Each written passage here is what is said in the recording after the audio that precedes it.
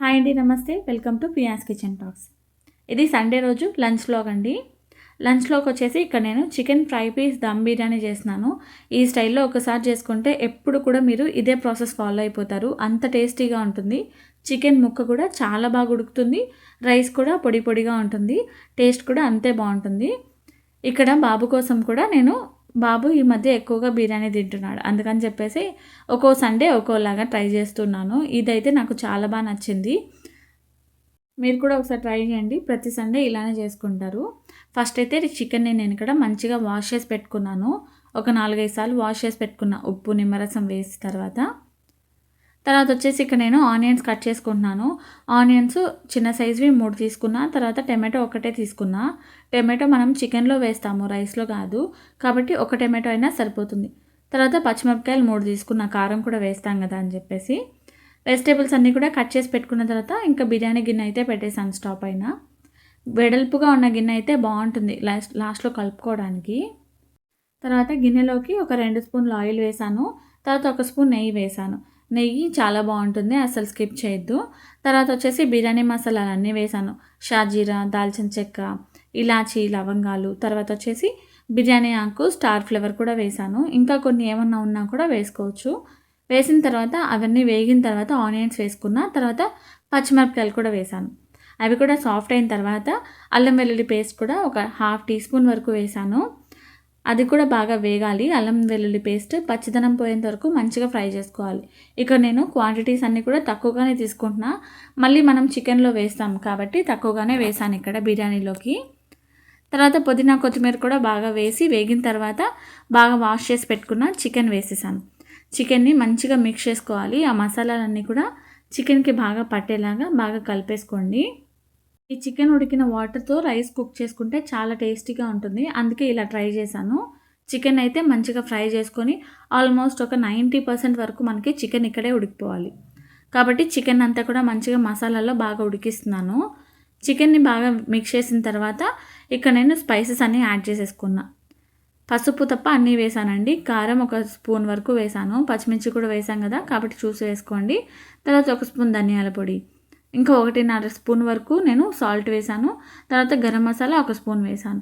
ఉప్పు కూడా ఇంకా మీరు తినే టేస్ట్కి తగ్గట్లుగా ఉప్పును అడ్జస్ట్ చేసుకొని చికెన్ని బాగా కలిపేసి మూత పెట్టేసి ఉడికించేయడమే. చూడండి, ఇక్కడ నేను ఆల్మోస్ట్ 60% వరకు ఉడికించేసాను చికెన్ని. చికెన్లో వాటర్ కూడా బాగా రిలీజ్ అయిపోయినాయి. ఒకసారి మళ్ళీ బాగా కలిపేసి మనం రైస్ ఎంత తీసుకుంటామో దానికి డబుల్ క్వాంటిటీలో వాటర్ యాడ్ చేసుకుంటున్నాను. రైస్ కొంచెం కొత్తవండి, బాస్మతి బియ్యము, కాబట్టి డబల్ క్వాంటిటీలో వాటర్ యాడ్ చేస్తున్నాను. మీరు కావాలనుకుంటే తగ్గించుకొని వేసేసుకోండి. నార్మల్గా నానబెట్టిన బియ్యంకి 1.5 గ్లాస్ వాటర్, 1 గ్లాస్ బియ్యంకి సరిపోతుంది. కాకపోతే నాకు కొంచెం ఈ రైస్ సరిగ్గా ఉడకట్లేదు, అందుకని చెప్పి నేను 2 గ్లాసెస్ వాటర్ వేసేసాను చికెన్లో. వేసేసి చికెన్ని బాగా ఉడికించేసి ఆ వాటర్లో ఉన్న చికెన్ అంతా కూడా తీసి పక్కన పెట్టేసుకోవాలి. మంచిగా స్ట్రెయిన్ చేసేసుకొని ఆ వాటర్ బాగా ఉడికిన తర్వాత చికెన్ కూడా ఆల్మోస్ట్ 90% ఉడికిపోవాలి.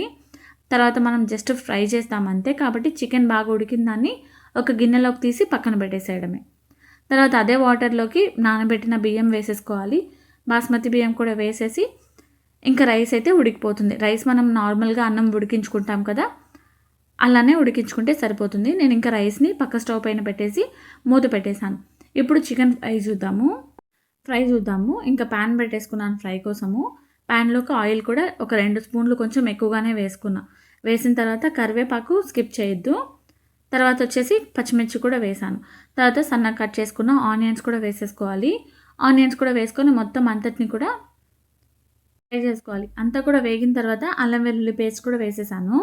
అల్లం వెల్లుల్లి పేస్ట్ కూడా ఇంకా బాగా సాఫ్ట్ అయిపోవాలి. బాగా వేగిన తర్వాత పచ్చిదనం పోయేంత వరకు మంచిగా ఫ్రై చేసుకోవాలి. ఇప్పుడు నేను టమాటో వేస్తున్నా. టమాటో అసలు స్కిప్ చేయొద్దు. టమాటో వేస్తేనే బాగుంటుంది ఈ స్టైల్లో చేసే దమ్ బిర్యానీకి. కాబట్టి టమాటో స్కిప్ చేయొద్దు. టమాటో వేయడం వల్ల చికెన్ కొంచెం సాఫ్ట్గా ఉంటుంది. మనం ఆల్రెడీ చికెన్ ఉడికించేసి తర్వాత మసాలాలు వేసి డ్రై చేసేస్తాము. అలా డ్రై కాకుండా టమాటో వేస్తే కొంచెం జ్యూసీగా సాఫ్ట్గా ఉంటుంది. కాబట్టి టమాటో ఒకటే వేసుకోండి, ఎక్కువ వద్దులే. టమాటోస్ కూడా వేసి బాగా వేగిన తర్వాత ఇంకా ఉడికించుకున్న చికెన్ కొంచెం నెమ్మదిగా మిక్స్ చేసేసుకోవడమే, లేకపోతే చికెన్ బాగా విరిగిపోతుంది. కాబట్టి చికెన్ కూడా వేసి మళ్ళీ అడుగు నుంచి మంచిగా కలుపుకుంటూ బాగా మిక్స్ చేసుకోవాలి. ఇందాక మనము రైస్లో ఆల్రెడీ మనం సాల్ట్ వేసాము కాబట్టి సాల్ట్, కారం అన్నీ కూడా వేసాం. కాబట్టి ఇక్కడ చూసుకొని కొంచెం తక్కువగానే హాఫ్ స్పూన్ వరకు సాల్ట్, 1 స్పూన్ కారము, 1 స్పూన్ ధనియాల పొడి, గరం మసాలా కూడా 1 స్పూన్ వేసాను. మసాలాలన్నీ కూడా బాగా చికెన్కి పట్టేలాగా మంచిగా అడుగు నుంచి మిక్స్ చేసుకుంటూ బాగా ఫ్రై చేసుకోవాలి. నార్మల్గా మనం చికెన్ ఫ్రై ఎలా చేసుకుంటాం అలా బాగా మసాలాలన్నీ కూడా పట్టేలాగా మంచిగా ఫ్రై చేసుకుంటూనే ఉండాలి. కొంచెం కూడా హై ఫ్లేమ్లో పెట్టకండి, మాడిపోతుంది. నేనైతే లో ఫ్లేమ్లోనే పెట్టి మంచిగా చికెన్ అంతా కూడా ఫ్రై చేస్తూనే ఉన్నాను. చికెన్ మనకి డ్రైగా ఉండకూడదండి, బాగా సాఫ్ట్గా ఉండాలి, అలానే ఫ్రై అయి ఉండాలి. చికెన్ వేగుతూ ఉండగానే ఇక్కడ నేను కొద్దిగా కసూరి మేతి వేసాను. కసూరి మేతి కూడా వేసుకోండి. వేసి మళ్ళీ ఒకసారి బాగా మిక్స్ చేస్తూనే ఉండాలి. ఇంకా చికెన్ వేగిపోయింది అన్నప్పుడు స్టవ్ ఆఫ్ చేసేసుకోవడమే చికెన్ వేగిన తర్వాత. ఈ గ్యాప్లో నేను రైస్ కూడా చూసుకుంటూనే ఉన్నాను. మీరు రైస్ కొంచెం తొందరగానే ఉడికిపోతుంది కదా, మనం ఆల్రెడీ వేడి వాటర్లోనే వేసాం కాబట్టి రైస్ తొందరగానే ఉడికిపోతుంది. చూడండి రైస్ ఉడికిపోయింది. ఒకసారి చెక్ చేసుకుంటూ ఉంటే సరిపోతుంది. మధ్యలో చికెన్ ఉడికే టైంలో, చికెన్ని ఫ్రై చేసే టైంలో రైస్ అయితే బాగా పొడి పొడిగా ఉడికిపోయింది. ఇంకా స్టవ్ ఆఫ్ చేసేసి మళ్ళీ ఈ పక్క స్టవ్ పైన పెట్టేశాను. ఇంకా ప్యాన్లో ఉన్న చికెన్ అంతా కూడా మనము రైస్ మీద మంచిగా స్ప్రెడ్ చేసేసుకోవాలి. చికెన్ అంతా కూడా బాగా స్ప్రెడ్ చేసేసిన తర్వాత పైనుంచి కొంచెం సన్నగా కట్ చేసుకున్న పుదీనా, తర్వాత కొత్తిమీర, మీకు కావాలనిపిస్తే ఫ్రైడ్ ఆనియన్స్ వేసుకోండి. నేనైతే వేయట్లేదు, ఇలానే బాగుంది నాకు. తర్వాత నెయ్యి కూడా వేసుకోండి. నేను డైరెక్ట్గా దమ్ పెట్టట్లేదండి. డైరెక్ట్గా పెడితే కింద రైస్ ఉంది కదా, రైస్ కూడా బాగా ఉడికిపోయింది కాబట్టి మాడిపోతుంది. కాబట్టి దోస పెనం పైన దమ్ పెట్టుకోవాలి ఈ బిర్యానీకి. దోస పెనం పైన లో ఫ్లేమ్లో పెట్టేసి ఒక 10 నిమిషాలు దమ్ పెట్టేస్తే మంచి ఫ్లేవర్ వచ్చేస్తుంది, చాలా బాగుంటుంది. అది దమ్ అయ్యేలోపు నేను ఇక్కడ వచ్చేసి రైతా చేసుకుంటున్నాను. ఆనియన్ రైతా. గిన్నెలోకి పెరుగు, సాల్ట్, ఆనియన్స్, తర్వాత కట్ వేసుకునేసి మొత్తం పెరుగునంతా బాగా కలిపి పెట్టేశాను. ఒక 15 నిమిషాల తర్వాత చెక్ చేసుకుంటే చూడండి రైస్ బాగుంటుంది, చికెన్ కూడా చాలా టేస్టీగా ఉంటుంది. ఒకసారి మీకు నచ్చితే ట్రై చేయండి, డెఫినెట్గా మీకు నచ్చుతుంది. నేను దమ్ పెట్టేసిన తర్వాత సర్వ్ చేసేసుకుంటున్నాను.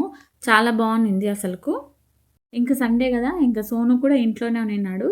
సోనుకు బిర్యానీలు అంటే ఈ మధ్య బాగా నచ్చుతున్నాయి, అందుకే రెగ్యులర్గా చేయాల్సి వస్తుంది. ఈ ఈ స్టైల్లో కూడా చాలా బాగా నచ్చింది తనకు. ఇంక నేనైతే అక్కడే సర్వ్ చేసేస్తున్నాను. రైస్ కూడా బాగా పొడి పొడిగా ఉడికింది, డౌటే అవసరం లేదు. ఇంకా మేమైతే అక్కడే ఇంకా ఒక 2 పీసెస్ వరకు పీసెస్ అయితే తినిపించేసేసి ఒక 2 ముద్దలు రైస్ కూడా తినిపించాను సోనుకి బాగా నచ్చింది. ఇంకా మా హస్బెండ్కి కూడా బాగా నచ్చింది. మీరు కూడా ఒకసారి ట్రై చేయండి, మంచిగా ఇంప్రెస్ చేసేయచ్చు ఎవరికైనా. నచ్చితే లైక్ చేయండి. ఇంకా ఇలాంటి డిఫరెంట్ స్టైల్స్లో రెసిపీస్ ఏమైనా కావాలనుకుంటే కామెంట్ సెక్షన్లో కామెంట్ చేయండి, డెఫినెట్గా నేను ట్రై చేస్తాను. అంతే వీడియో నచ్చితే లైక్ చేయండి. మీరేం చేసుకున్నారో కూడా కామెంట్ చేయండి. అంతే వీడియో, బాయ్.